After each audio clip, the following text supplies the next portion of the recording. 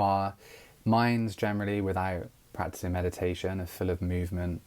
We get distracted by thought, we get distracted by sensation or imagery or anything that we experience, almost as if we get caught up and we chase or we resist these different experiences.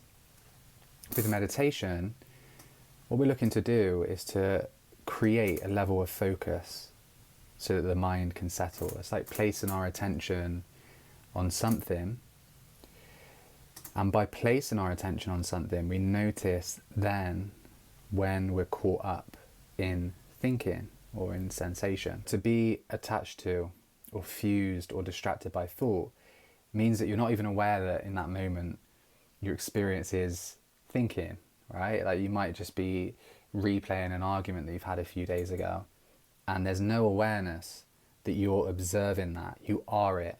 You're in the mixer, so to speak. You're completely embroiled in thought.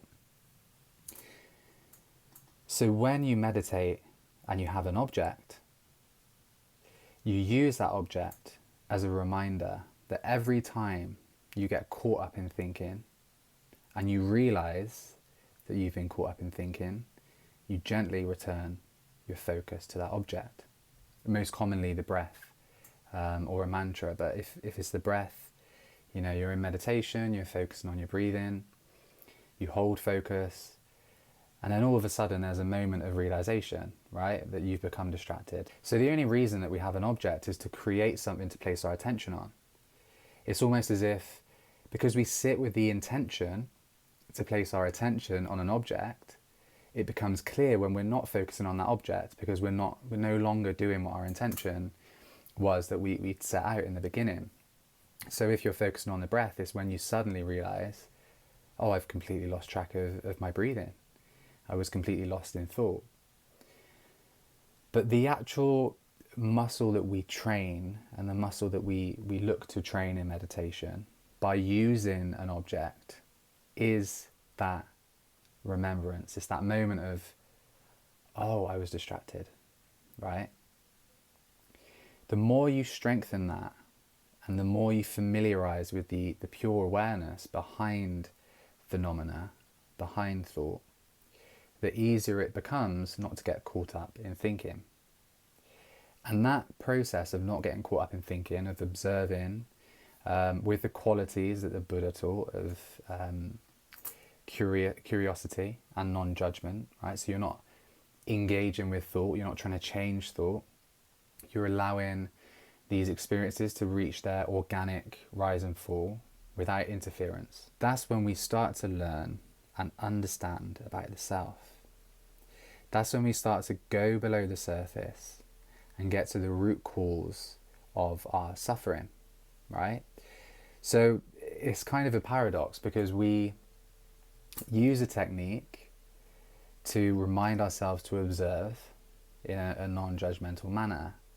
And in focusing on that technique and observing, then we get a clearer picture of the mind and the texture and the tone and the different patterns that surface, the insights that come, the epiphanies that arise through meditation, through observing fully the self in a way that isn't taking this personally.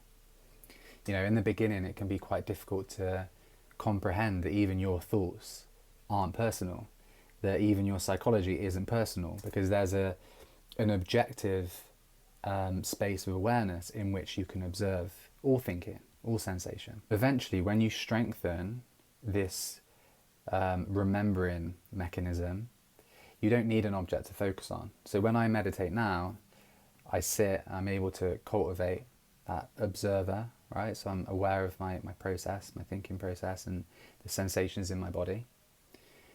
And I just then notice when I've become distracted. So I have that mechanism that goes, you're distracted, return, remove yourself from being engaged with thought, remove yourself from interference, and just allow whatever is there to be there and to appear. It can be tempted to confuse the technique with not having thought or not wanting to engage. So to put that another way, to confuse not engaging with thought with a desire not to have thought. And it is true that through stillness and through concentration, thought subsides after a certain amount of time in meditation. But rather than rather than trying to silence the mind, what we want to do is give full permission to what is organic without interference. Because one extreme is to give full permission to just think, which is really just saying, you're going to engage with mind, you're going to consciously think, you might daydream, you might have creative ideas. That's not meditation, that's just thinking, right? So we have this distinction between thinking and observing, and meditation is strengthening awareness around when we've become completely caught up in thinking, and we go, oh well, no, I'm supposed to be here, I'm supposed to be observing this in a non-judgmental way. Without that practice of separation, you can never see the phenomena clearly. It's an illusion, because when you're constantly playing the game, you don't realize it's a game. You don't realize the intricacies, because you're so almost blindsided by the involvement. It's only from non-attachment, a place of non-judgmental curiosity, that the things that we usually resist, or the things that we usually indulge in, reveal themselves fully. It's almost like they fully appear in awareness, and their illusion becomes apparent.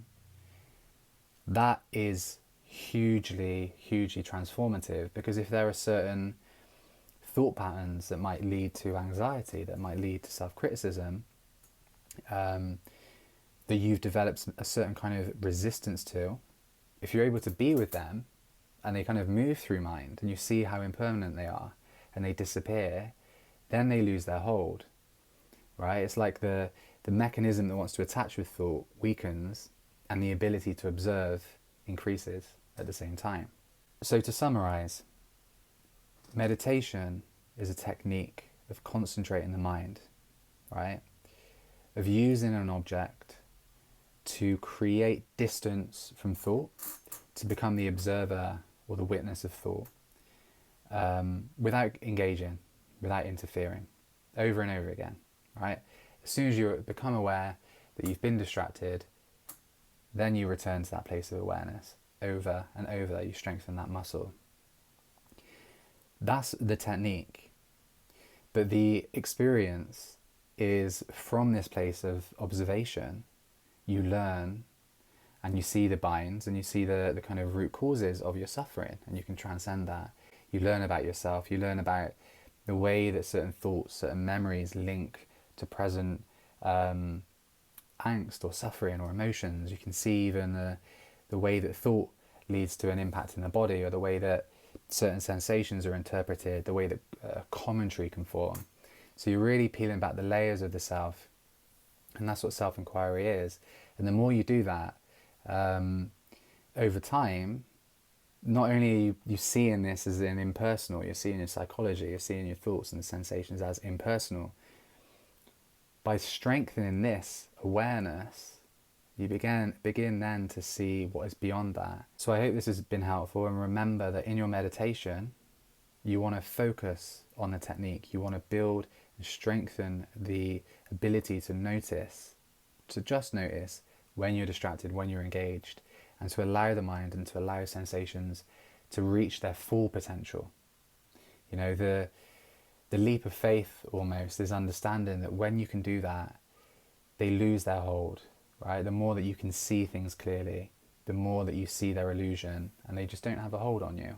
And you can really break some strong patterns of thinking and behavior through that process.